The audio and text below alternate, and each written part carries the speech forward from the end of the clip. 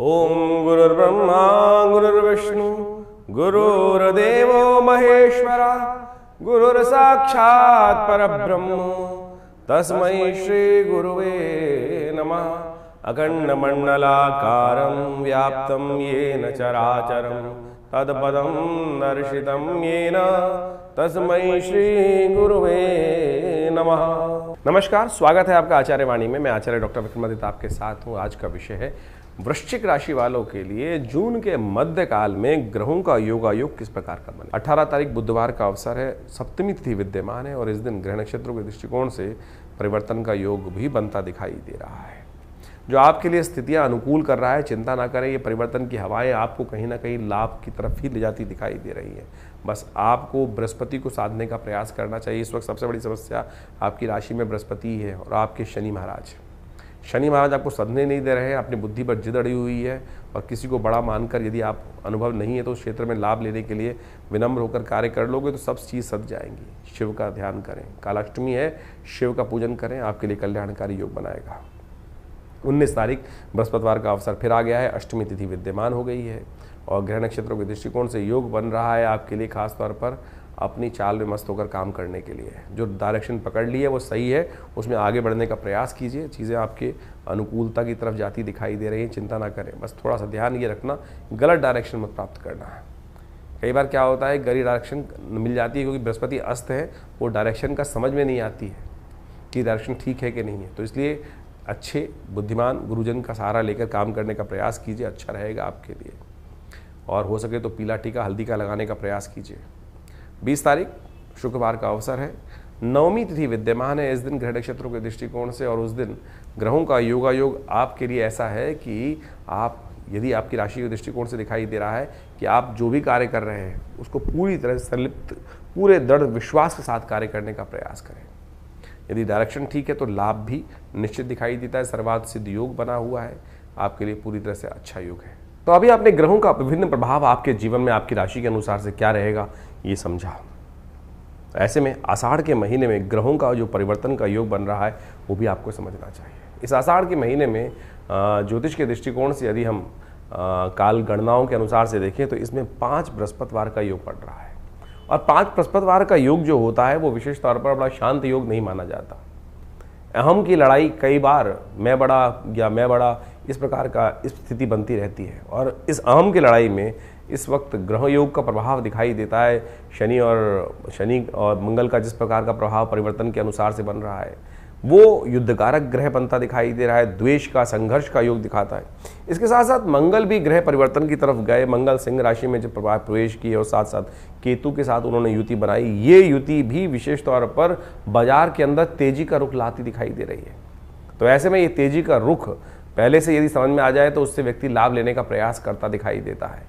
ग्रह नक्षत्र दृष्टिकोण से बाजार का रुख, हर चीज़ के रुख को हमें समझते हुए कार्य करने का प्रयास करना चाहिए।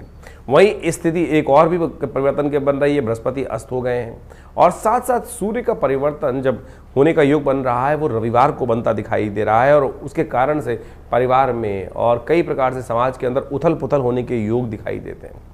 आकाशीय क्षेत्र में विशेष तौर पर विस्फोट के योग बनते दिखाई दे रहे हैं ग्रह नक्षत्रों के दृष्टिकोण से।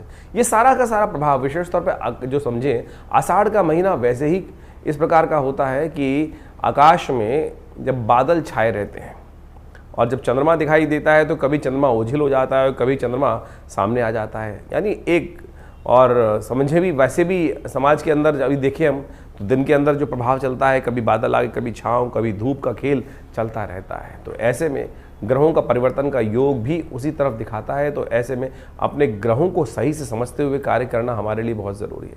जो देश काल परिस्थिति में ग्रहों को समझकर कार्य करने का प्रयास करते हैं उनके जीवन में महत्वपूर्ण परिवर्तन आने के योग बन जाते हैं। देखिए, भगवान की आराधना ही हर ग्रह का निवारण है।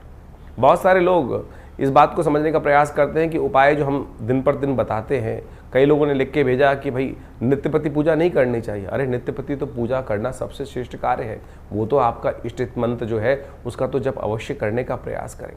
लेकिन कई विशेष मुहूर्त बनते हैं पौराणिक कालों में, पुरानी गणनाओं के अनुसार से, पुरानी कथाओं के अनुसार से कुछ दिनों का, कुछ विशेष योगों का विशेष महत्व बताया जाता है। और उस विशेष महत्व में कुछ स्पेसिफिक जो मंत्र हैं, जो उपाय हैं, यदि उनको कर लिया जाए तो वो कई गुना अधिक प्रभाव दिखाई देते हैं। इसलिए मन की भ्रांति को हटाने का प्रयास करें। कारण और निवारण दो एक ऐसी चीज़ें हैं जिनको जानकर, जिनको समझकर हम अनेक प्रकार के जीवन के कष्टों को दूर कर सकते हैं। निवारण तो परमात्मा का नाम ही है। अब उसके लिए विभिन्न माध्यम हैं, विभिन्न प्रकार हैं। जिस प्रकार भी आपका मन जहाँ पे ठहर जाए, ये मन बड़ा विचित्र चीज़ उत्पन्न करता है। मन कभी ठहरता नहीं है। मन एक क्षण में कहीं और पहुंच जाता है, एक क्षण में कहीं और पहुंच जाता है। कई बार तो मन की आशंका इस प्रकार से होती है कि परमात्मा पर भी हम शंकाएं उत्पन्न कर देते हैं कि परमात्मा कार्य करेगा कि नहीं करेगा, सुनेगा कि नहीं सुनेगा। और यही शंका जो है वो हमारे कर्म का जो फल है वो हमें को प्राप्त होने से रोक देती है। तो इस बात का हमें ध्यान रखना चाहिए। परमात्मा पे पूर्ण विश्वास, जो कर्म कर रहे हैं उस पर पूर्ण विश्वास, दृढ़ विश्वास। यदि मन में दृढ़ विश्वास होगा, श्रद्धा होगी, तो आप समझें एक छोटा सा कार्य भी, हरिनाम भी आपके जीवन में समस्त कष्टों को दूर करने का योग बना देगा।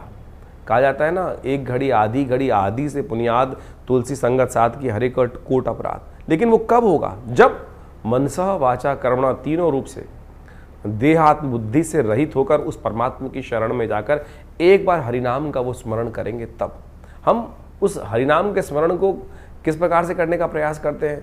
जो भी कार्य कर रहे हैं, वैसे तो कहा गया है कि 24 घंटे अहर्निश उस परमात्मा का नाम लेने का हमें प्रयास करना चाहिए।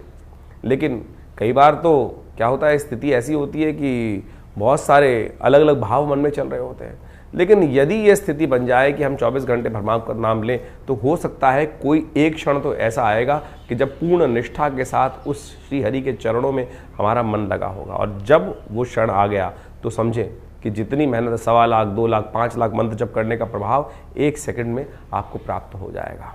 तो इसलिए भारतीय संस्कृति में ज्योतिष विज्ञान में कारण और निवारण दोनों को मार्ग को प्रशस्त किया गया है। कारण जाना जाता है ग्रहों की गणना के अनुसार से, अनुभव के माध्यम से, और उपाय किए जाते हैं जिस प्रकार से भारतीय संस्कृति में ज्योतिष के अनुसार से बताया गया है। सबसे श्रेष्ठ उपाय जो बताए गए, मंत्र जप, यज्ञ, दान, यही सबसे श्रेष्ठ उपाय है। आप इसको अवश्य करने का प्रयास करना चाहिए। और आज हम विशेष तौर पर बहुत सारे अलग अलग प्रकार के उपायों को हम समझाने का जो प्रयास करते हैं, सत्य रूप में काम करता है।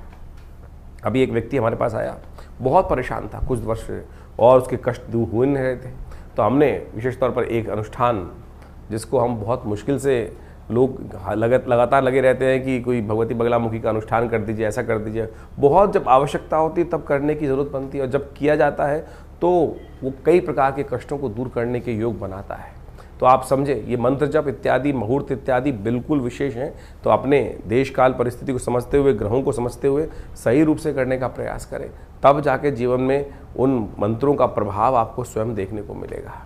तो ये छोटे छोटे उपाय जो हमने आपके समक्ष रखे, आशा करते हैं इनको आप अपने जीवन में उतारेंगे। और शंकाओं का निवारण करने के लिए आप हमारे इस चैनल पर जाकर अपने प्रश्नों को भेज सकते हैं।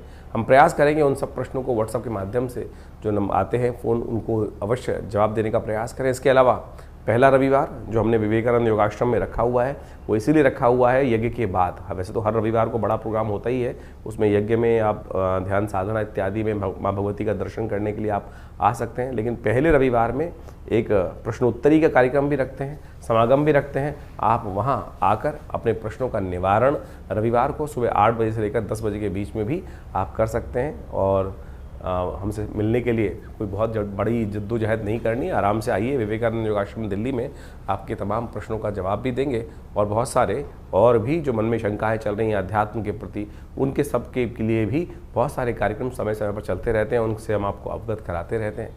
आशा करते हैं आप विवेकानंद योगाश्रम में आकर, बहुत सारे और भी कार्य चल रहे हैं।